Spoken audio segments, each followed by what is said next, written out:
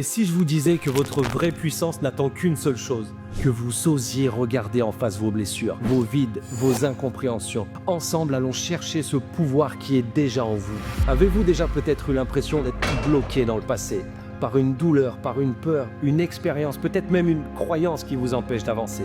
Sachez que vous n'êtes pas seul. Aujourd'hui, je veux vous montrer comment ces blessures et ces obstacles peuvent devenir votre plus grande force. Et pour illustrer ça, j'aimerais faire référence à une histoire que beaucoup d'entre nous connaissent, celle de Simba dans Le Roi Lion.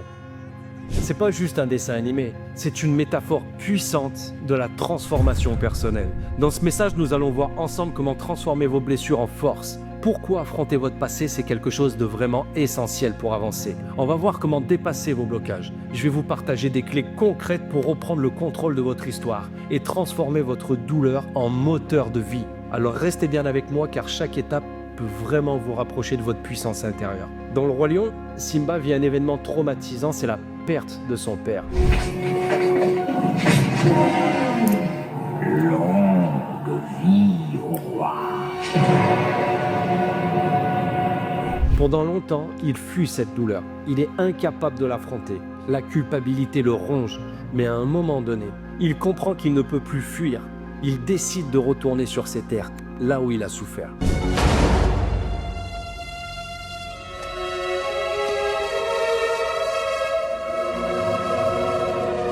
Et il doit faire face à son passé. Et c'est ça qui lui permet de transformer et de devenir le roi qu'on connaît aujourd'hui. Pour nous, c'est pas si différent. Nos blessures, nos peurs sont souvent des endroits où nous avons le plus de pouvoir à découvrir. Mais pour ça, il faut arrêter de les éviter.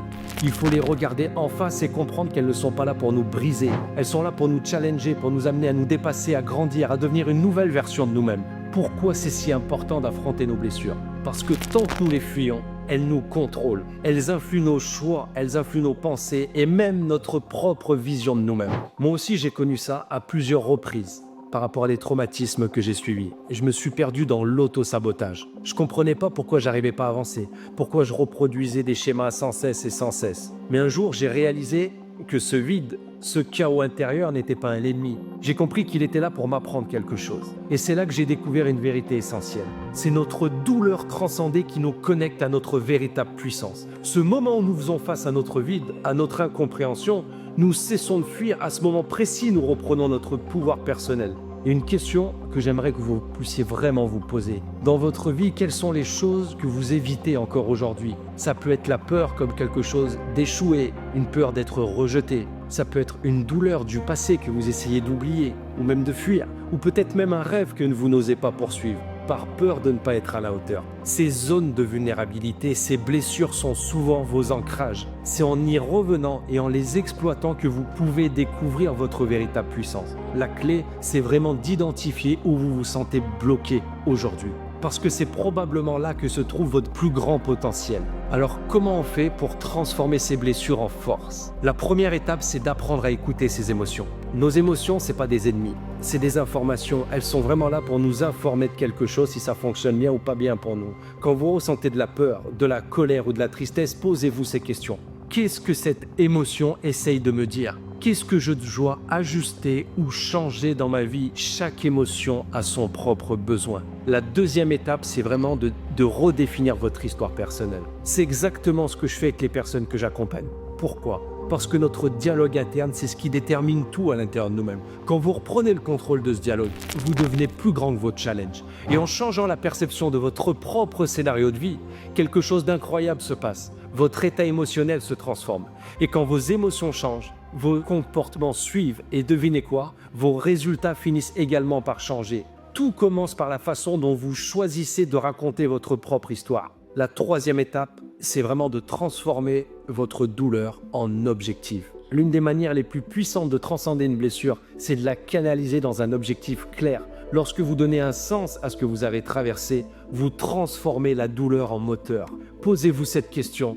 Comment puis-je utiliser ce que j'ai vécu pour créer quelque chose de positif pour moi et pour les autres? Nos vides intérieurs, nos souffrances peuvent se transformer en notre mission de vie. Notre plus grand problème souvent, c'est qu'on pense qu'on ne devrait pas en avoir. Parce que je ne comprends pas et vois pas, c'est plus facile de dire que c'est un problème. On est bien d'accord que personne n'a envie de vivre des problèmes. Ce qui fait que tu transcendes ça, c'est quand tu vois au-delà de ça. Je me lève pas chaque matin, si vous voulez, en me disant je veux échouer et avoir des problèmes. Mais si échouer c'est obligatoire pour que je puisse réussir, alors c'est ok.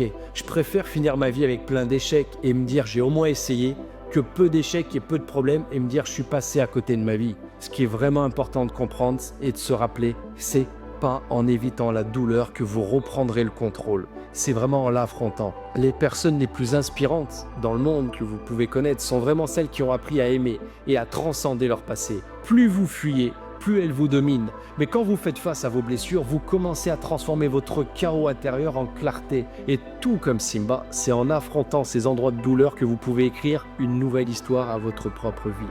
Le message du Roi Lion, c'est pas seulement une histoire de dessin animé, c'est un rappel universel que nous avons tous en nous le pouvoir de transcender nos blessures en force, nos peurs en courage et notre chaos en clarté. C'est quand nous affrontons nos vides et nos incompréhensions que nous découvrons notre vraie puissance. Alors aujourd'hui, posez-vous cette question.